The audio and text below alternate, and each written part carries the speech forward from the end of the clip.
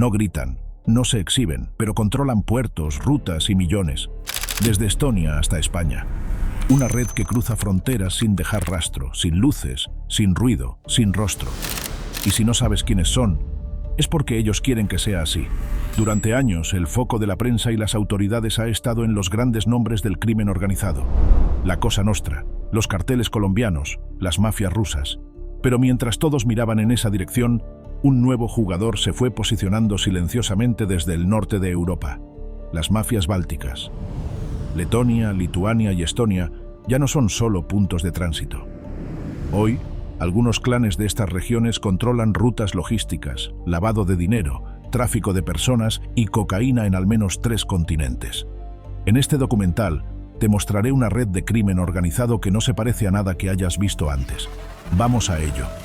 Para entender cómo llegaron las mafias bálticas a controlar buena parte del tráfico de cocaína en Europa, hay que retroceder varios siglos y mirar hacia otro lugar, Albania.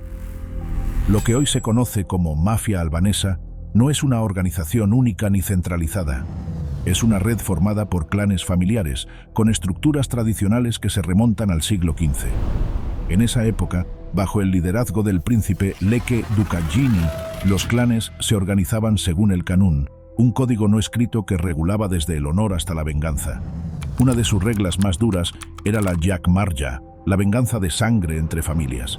Con los años, ese tipo de organización cerrada, resistente a la autoridad externa y basada en la lealtad familiar, se convirtió en el núcleo del crimen organizado albanés.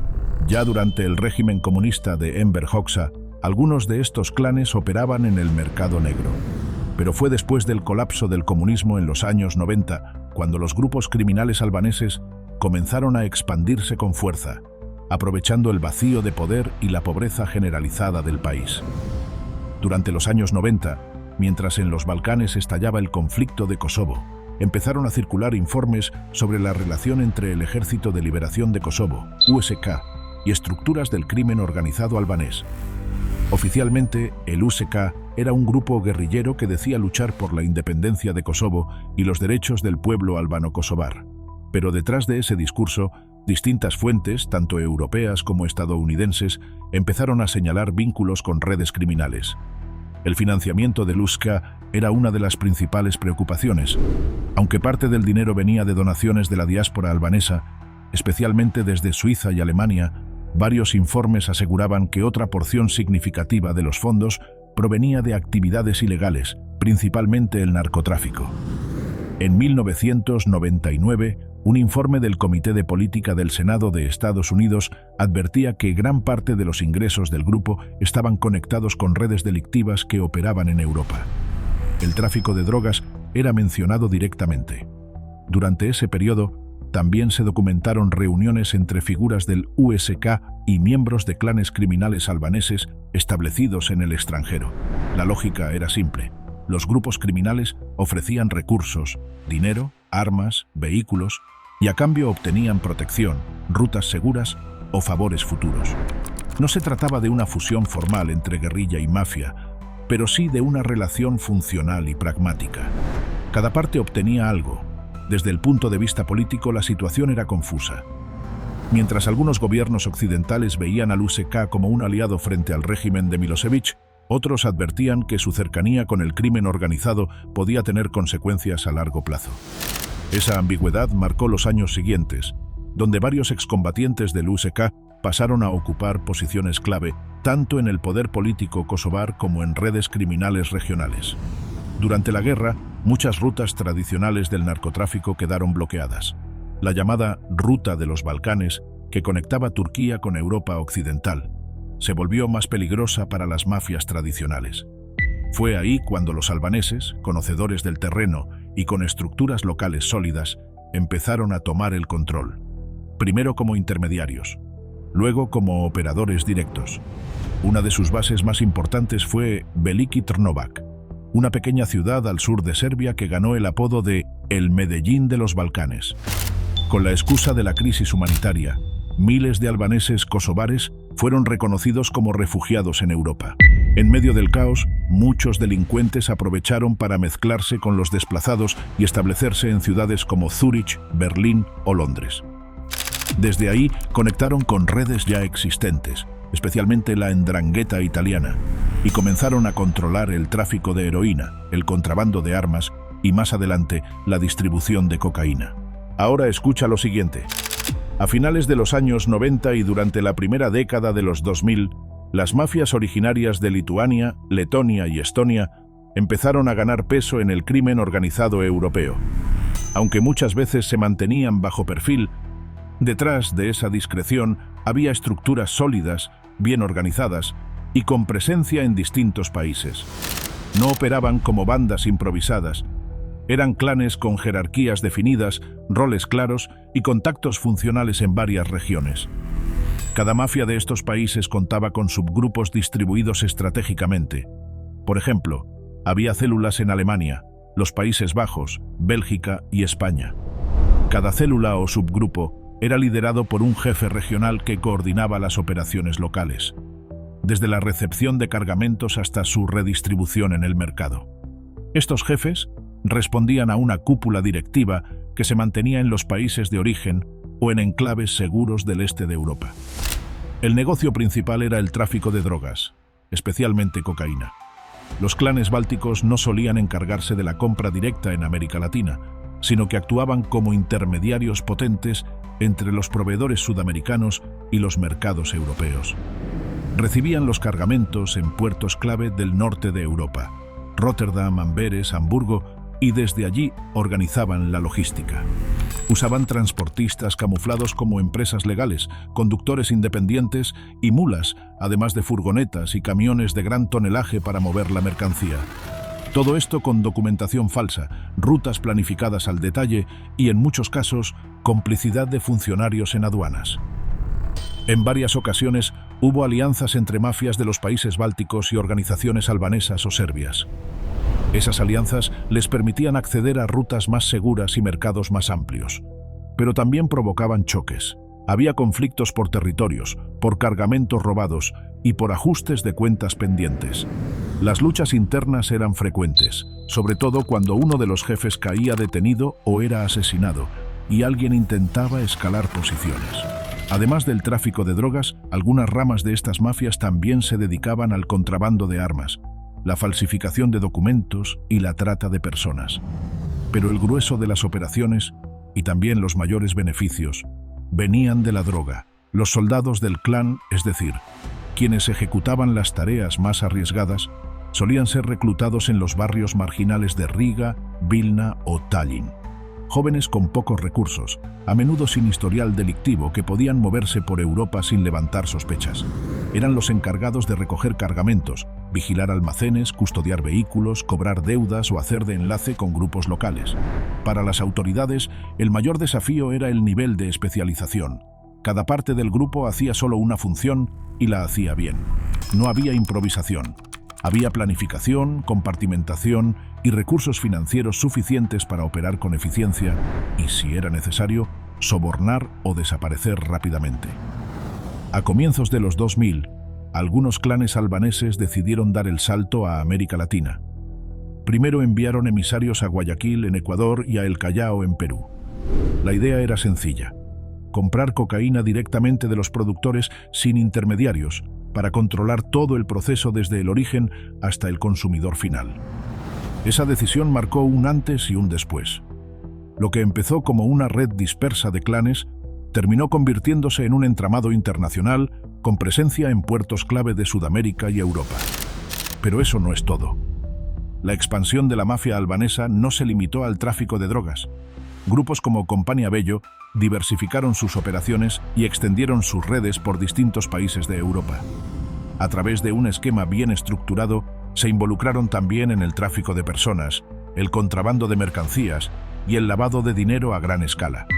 Uno de los sistemas más utilizados para blanquear capitales fue el Fei Chien, un método de transferencia clandestina de origen chino. Muy parecido al sistema Hawala, permite mover grandes sumas de dinero entre países sin dejar rastro bancario. La mecánica es simple. Un individuo entrega dinero en una agencia dentro de un país y otro operador asociado retira la misma cantidad en otro punto del mundo para entregársela al destinatario. Según Europol, Con este mecanismo, Compania Bello lavó millones de euros sin dejar evidencia directa para los investigadores. En paralelo, la mafia albanesa consolidó vínculos con otras redes criminales, tanto en Europa del Este como en Rusia. La cooperación con estas mafias permitió controlar rutas logísticas, puntos de entrada y distribución, y facilitó la protección de operaciones sensibles, como el tráfico de personas y armas. Además, los clanes lograron posicionarse en puertos clave como Róterdam y Amberes. Desde esos puntos no solo canalizan cocaína procedente de Sudamérica, sino que también mueven productos falsificados, cigarrillos ilegales y migrantes sin papeles. Compania Bello, en particular, ha sido uno de los actores más activos y sofisticados. Su estructura combina métodos tradicionales con una red internacional de colaboradores. De verdad te lo digo. En los últimos años, las organizaciones criminales albanesas se han convertido en un actor clave dentro del tráfico de cocaína en Europa. España se ha transformado en uno de sus principales puntos de entrada. La magnitud de los cargamentos interceptados lo demuestra. En noviembre de 2024, la policía española incautó 13 toneladas de cocaína en el puerto de Algeciras, el mayor alijo registrado en el país europeo hasta la fecha. Solo un año antes, se habían confiscado 9,5 toneladas en el mismo lugar. También se detectaron cargamentos similares en los puertos de Valencia y Vigo, ocultos en contenedores de fruta, atún congelado o zumos industriales. Así es, casi toda la droga que entra en España viene de la mafia protagonista de este vídeo. Según la Brigada Central de Estupefacientes, estos grupos han multiplicado su capacidad logística en poco tiempo. Hace apenas 6 años, mover 850 kilos en una sola operación era considerado un riesgo enorme. Hoy los envíos superan fácilmente las 3 o 4 toneladas. El crecimiento ha sido rápido, sistemático y bien calculado. Desde 2017 las mafias del este, incluyendo a albaneses, serbios y croatas, han ganado terreno frente a los históricos cárteles colombianos. El llamado Clan de los Balcanes ha aprovechado los fallos en la vigilancia portuaria y las brechas legales para afianzarse como pieza central del narcotráfico europeo. El modelo que aplican combina discreción, control territorial y acuerdos con otros grupos criminales. En América Latina, la presencia de ciudadanos albaneses no es tan numerosa, pero sí estratégica. En Perú, por ejemplo, en 2022 se detectó un cargamento de cocaína líquida escondido entre espárragos, cuyo destino final era Róterdam. Detrás de la operación estaban 2 ciudadanos albaneses identificados como los responsables de la parte financiera y logística. Lo único que quieren en esta región es comprar cocaína a bajo precio y encargarse ellos mismos del transporte hacia Europa. Países como Colombia, Ecuador, México y Perú se han convertido en puntos de contacto habituales. No llegan con grandes contingentes ni armamento pesado. Su función es más discreta: cerrar tratos, mover dinero y garantizar que los cargamentos salgan a tiempo. Todo lo hacen a la perfección. Escucha atentamente lo que viene ahora. La colaboración con cárteles latinos, especialmente con facciones del cártel de Sinaloa, también ha sido documentada. Expertos señalan que los albaneses son particularmente buenos en el lavado de dinero, una habilidad valorada por sus socios mexicanos. Su ventaja no es el número de hombres, sino la capacidad para gestionar operaciones financieras complejas y mantener una red logística eficaz. Casos como el de Dritan Rexepi, un traficante albanés que operó desde Ecuador y fue capturado en 2014, muestran cómo estos actores logran establecerse por largos periodos en la región. Cambian de identidad, se infiltran en comunidades cerradas y aprovechan la debilidad institucional para operar con relativa libertad. Sin embargo, no buscan construir un cartel propio en América Latina. Saben que su base de poder está en Europa. Allí es donde controlan puertos, rutas y distribución. En América Latina simplemente aseguran el suministro. Aunque hay que decir que no son invulnerables. El 14 de junio de 2024 se confirmó uno de los mayores golpes al narcotráfico en Europa en los últimos años. La Guardia Civil, en coordinación con Europol y fuerzas policiales de varios países, desarticuló una parte central del Clan de los Balcanes. La operación se llamó Adriática y duró más de 4 años. No fue una redada rápida ni improvisada. Fue un trabajo lento, técnico y basado en inteligencia compartida entre agencias de países como España, Serbia, Italia Croacia, Alemania, Turquía, Bélgica, Brasil y Dubái. Uno de los objetivos principales era cortar las rutas y los contactos clave sin alertar al resto de la organización. En la primera fase de la operación se actuó directamente en España, una de las ramas locales del clan, compuesta principalmente por ciudadanos españoles, había conseguido infiltrarse en el puerto de Barcelona. Controlaban directamente a trabajadores portuarios, lo que les permitía mover contenedores sin levantar sospechas. Era un punto logístico clave en la cadena de distribución de cocaína hacia el resto de Europa. La red traía la droga desde Brasil, la almacenaba temporalmente en Sierra Leona y desde allí organizaba su envío hacia Europa a través de las Islas Canarias. El esquema permitía mover grandes cantidades sin depender exclusivamente de rutas más vigiladas como Rotterdam o Amberes. Durante los allanamientos se incautaron 8 toneladas de cocaína, varias armas de guerra, 12,5 millones de euros en efectivo, 3 millones de dólares y propiedades valoradas en 50 millones de euros. También se detuvo a 40 personas, entre ellas 3 objetivos considerados de alto valor por Europol. Lo que hizo que esta operación fuera distinta fue la magnitud de la estructura que lograron desmantelar. No era solo una célula más del narcotráfico. Era una parte central de una organización multinacional que había logrado operar con impunidad durante años, aprovechando vacíos legales y la falta de coordinación entre países. El golpe no significa el final del clan de los Balcanes, pero sí marca una fractura importante. Las autoridades creen que afectará su capacidad logística en el corto plazo y que obliga a replantear sus rutas y métodos de operación. Aún así, nadie da por terminado este caso.